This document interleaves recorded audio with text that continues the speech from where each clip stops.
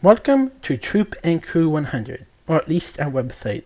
Since you're watching this video, it's likely that you want to know how Troop and Crew 100 works with a scout who others in society may consider different in some way, whatever that difference may be. This is a very fair and important question to ask. The short answer is that we are open to working with all youth, as the goal of Troop and Crew 100 and scouting in general focuses on demonstrating and instilling values that we expect are common to all people, values that transcend a person's culture, creed, religion, ethnicity, political beliefs, hat size, whatever. To start, the longer answer, and if you are willing to indulge us, please give us a minute to talk about how scouting began. Scouting did not begin in America. It started in Britain through the efforts of a man named Robert Baden-Powell.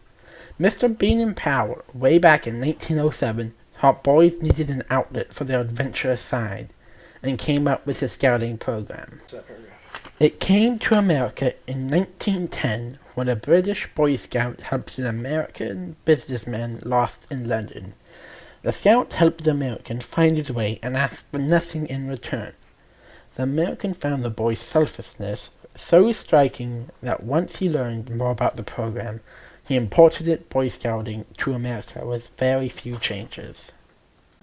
However, when an American businessman brought Boy Scouts to the United States, the international expansion of Robert Baden-Powell's scouting program was not limited to English-speaking countries. Today, there are scouting programs in 162 countries and on all continents. Well, not Antarctica. There are international events and international scouting centers designed to give scouts from all over the world a chance to interact with each other.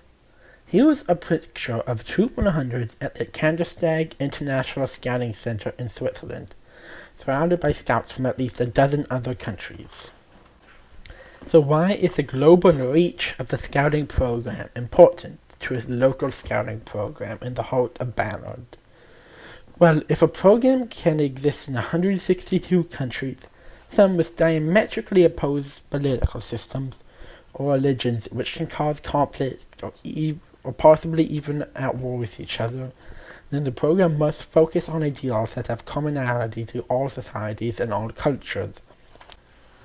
This is the essence of scouting. It is centered on common values, common threads, if you will, that hold true in London as much as they do in Dubai, Manila, Mumbai, Helsinki, Nairobi, Sydney, or Ballard. So now that you have the worldwide picture, what is the small picture, that is, what happens in Ballard? Troop and Crew 100 has a Boy Scout troop and adventure crew. The troop is for boys ages 11 to 18, and is a program people are most familiar with when they think of scouting. Adventure Crew is an adventure-focused co-ed program for boys and girls ages 14 to 20. Together, these programs involve youth ages 11 to 20 during that exciting and sometimes scary time when the youth transitions from a child to a young adult.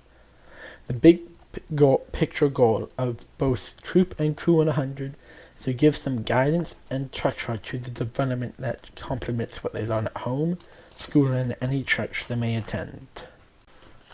Troop and Crew 100 tries to instill certain positive attributes in youth that we believe are universal, those common threads noted earlier.